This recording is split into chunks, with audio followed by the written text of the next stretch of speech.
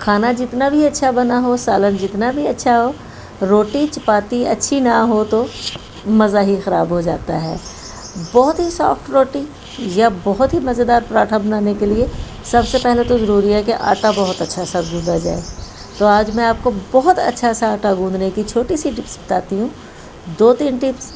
سب سے پہلے تو آٹے کو چھان کر آپ نے اس میں تھوڑا گھی شامل کرنا ہے، آئل نہیں، گھی شامل کرنا ہے۔ تقریباً 2 چمچ گھی ہو جائے، اور پھر اس میں جائے گا نمک آپ نے اگر تو گھر میں کوئی بی پی کا مریض ہے، بلڈ پریشر کا مریض ہے، کوئی بزرگ ہیں جو کہ بلڈ پریشر کے مریض ہیں تو آپ نمک نہیں ڈالیں۔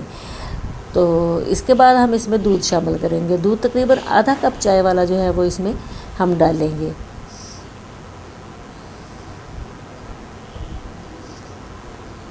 اگر گرمیاں ہیں تو پانی ٹھنڈا استعمال کریں، یہ آٹے کے لیے بہت ہی خاص ٹپ ہے کہ اگر گرمیاں ہیں تو اس کے لیے ٹھنڈا پانی استعمال کریں، فریج کا پانی، نارمل سے ٹھنڈا پانی آپ اس کے لیے استعمال کریں۔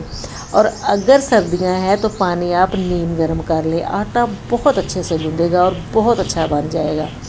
تو یہ ٹپ آپ نے لازمی یاد رکھنی ہے، آٹے کو گوندتے ہوئے، آٹے کو بناتے ہوئے گرمیوں اور سردیوں کا فرق آپ نے لازمی دیکھ لینا ہے تاکہ آٹا بہت اچھا سا، بہت سافٹ تیار ہو اور روٹی بہت اچھی بنے۔